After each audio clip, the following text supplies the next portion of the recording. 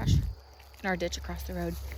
I'm gonna take a minute or 10 to, I don't know, complain.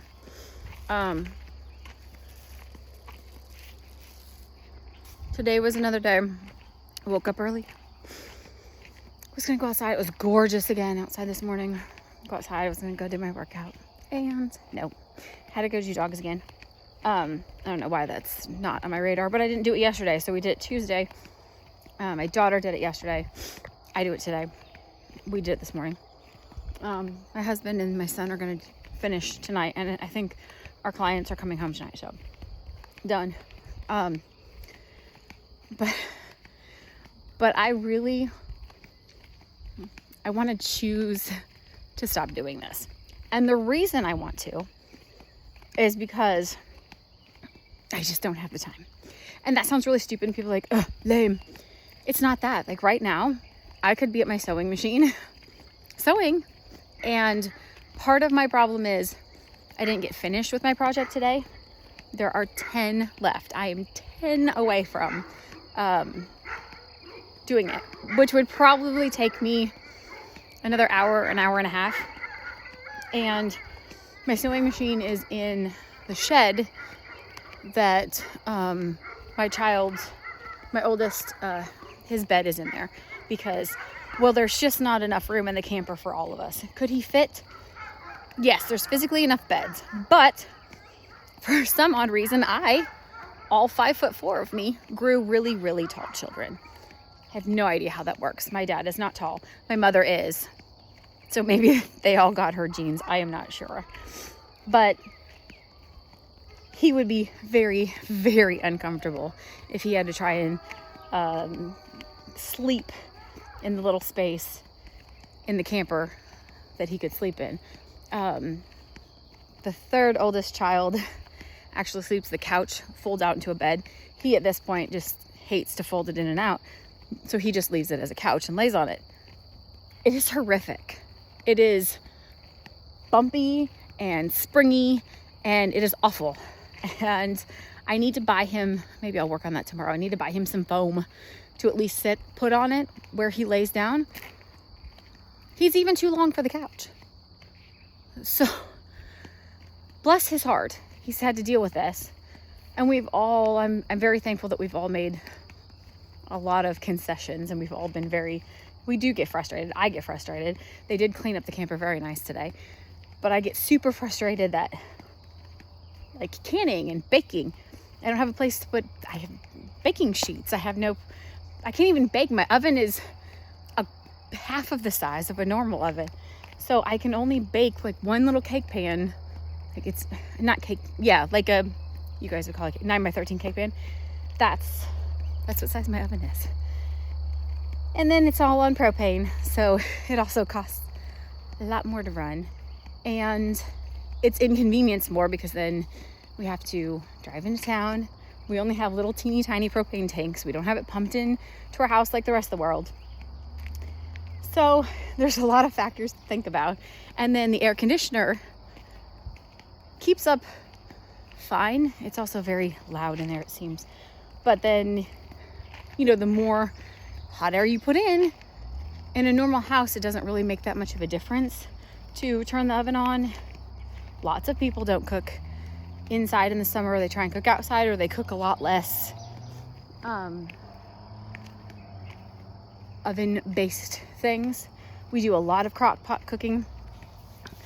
Oh, I was trying to think if that's what he found the other day. A lot of crock pot cooking, because that's how, it doesn't put off near as much heat, and it doesn't cost anything in propane. It does take electricity, obviously, but not that much.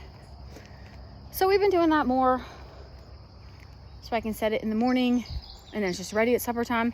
We have not started supper yet. Why?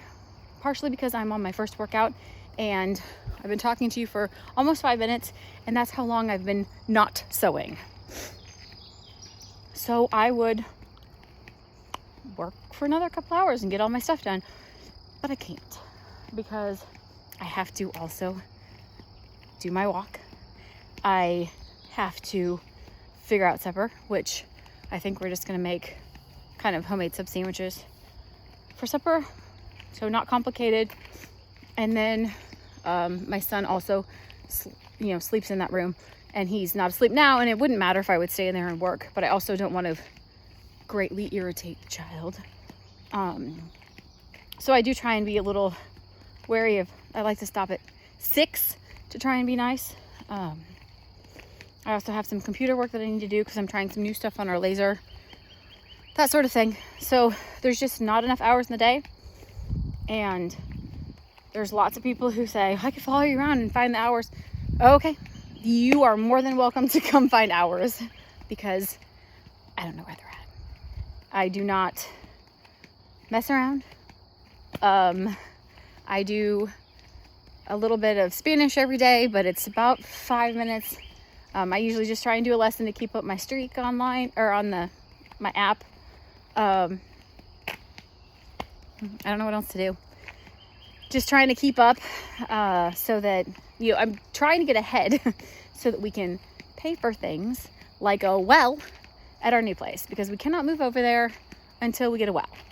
And even when we get the money for a well, which I think is going to take forever. Last we checked, they were still 3 months behind on, by the time you book them and pay them, it will take them 3 months to come and get you your well. So we are kind of stuck in limbo, the way it always is at our house. And we went through a bunch of scenarios, last night, the night before, and thought of, okay, let's brainstorm again. What can we do so we can go move to a town up by where I work? Well, that means the other 3, I would get to work more hours, maybe. I would get to work in-house more hours, but the other 3 people in my house that work would have to find new jobs. They would be further away from their girlfriends and boyfriends. It happens.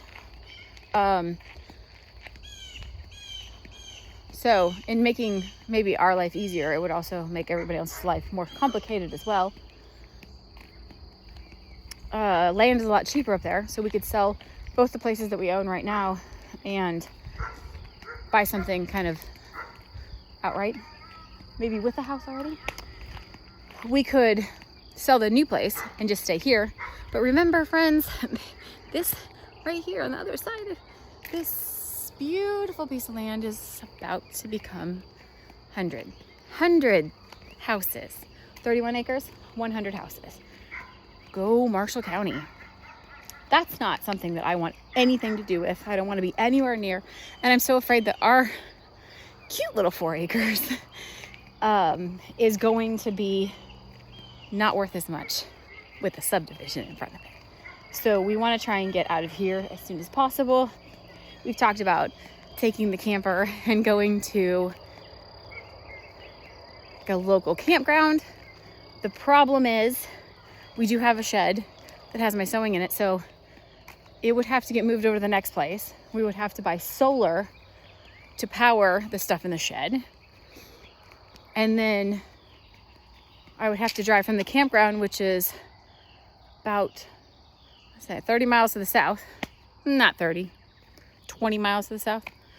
I would have to drive from there 30 miles clear across town to go to the shed to sew every day and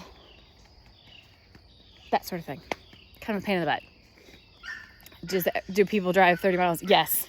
The boys can come with me and hang out.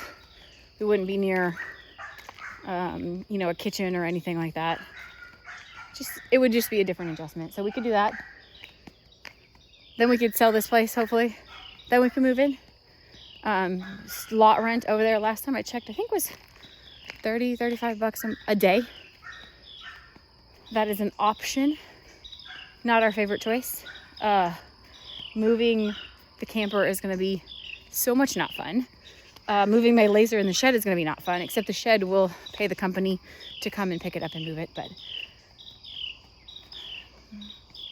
moving the laser, we had to have it dropped off the delivery truck at my husband's work.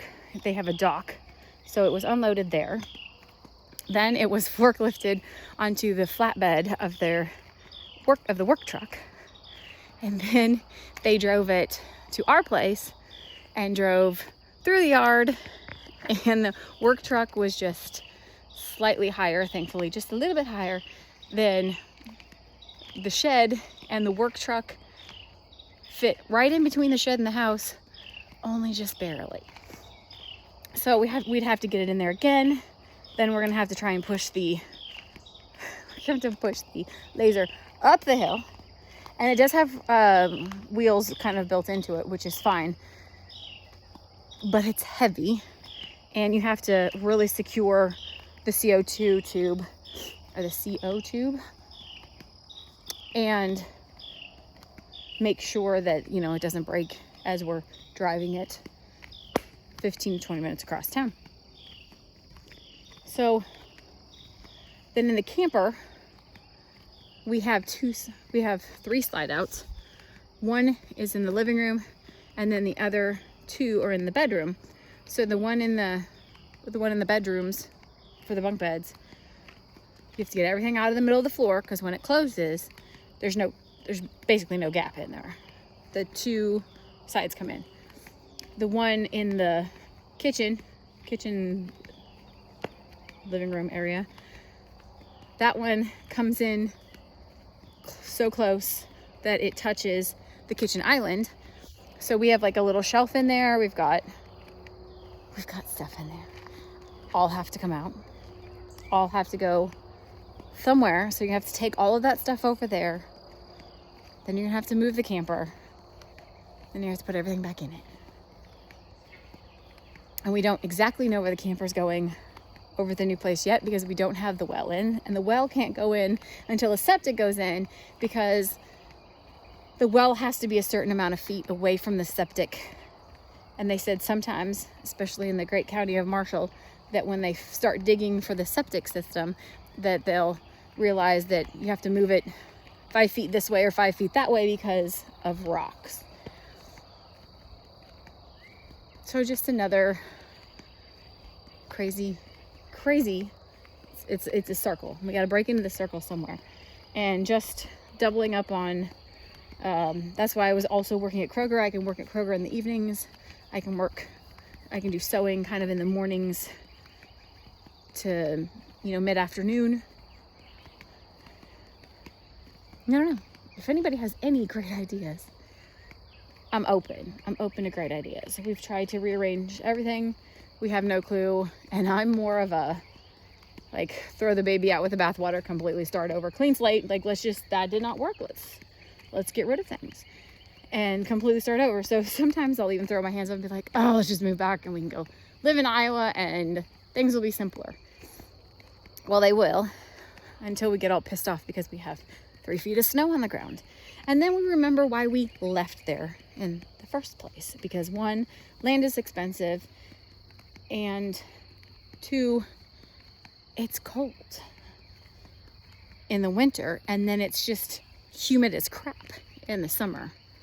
So anybody that tells you that the great state of Tennessee is so humid, they're full of it. They want humidity, go to Iowa. They literally make their own humidity. That's what you do. So back to what I was saying in the beginning, I really feel like my time could be better used right now sewing and making money to be able to move. And is money everything? No. But if I don't have it, I'm gonna live in a camper forever with all of my children. And the thought of that makes me nauseous. It's disgusting. It's not gonna happen. And like Andy Frisella would say, I refuse. It's not an option. And it's not an option to stay here. And we've looked kind of at a couple surrounding counties. There's nothing down here that's for sale that's reasonable. So we kind of have to stick with what we got, which is fine. We love that place. It's a nice corner lot. And there's a bunch of trees on one side and some trees kind of on the other road. And we did get our new address to be on the less used road. I was very excited that she would do that for us instead of having it be on the main highway side. And I think we're gonna have a lot of fun once we get over there. My humans are into go-karts and mini bikes, and there's plenty of room. But just trying to figure out how to break into the cycle of, $6,000 for a well, $10,000 for sewer. We're gonna try and see if maybe we could dig part of the sewer ourselves, but still have to pay for the actual septic tank, and it's a big concrete tank, and I'm sure they're several $1,000s. I don't know if we can lay the pipe and stuff ourselves too and then just have them all hook it up. Some companies will kind of let you do something like that, and some companies are pretty like, we have to do the whole thing or we're not gonna certify any of it. So that's something we'll just have to, call them and ask them and see how it goes. I do know that in the great state of Tennessee, you're not allowed to have anybody install a septic system unless they have a special license from the state. They have to have a septic installer's license, which just, why? Can't be that complicated. And then the next thing is I have to call our electric company and see how much an electric pole is. I would love very greatly to not have anything to do with electric poles, electric companies. I would love just to go straight solar. I'm not sure that I can afford that. Might have to bootleg that and see how that one goes. I don't know if we'll just buy a little bit of a system and keep adding on every year. I don't know. It'll all work out once we can sell our house. Right now, the front of my house looks like a used car lot. And so my child, who likes projects, is working on getting some of them sold. I really, really don't want any of them to go over to the compound. I really want them to just not. Let's not start off that way. And then we have to figure out how to get a lane in. It's a pretty flat area, so it's not like it's a big deal, but we're gonna have to figure out how much rock is and how many loads of rock, because it's a pretty long lane to get to the back. And that doesn't even have anything to do with the store that we would like to have over there someday. And so that kind of seems like an unattainable goal at the moment. Starting with step one, I need a house, and I need it by Christmas, or at least I need to be over at the neighbors. Well, we call it the neighbors. We need to be over at the compound by then. Otherwise, this mom is probably gonna lose her shit.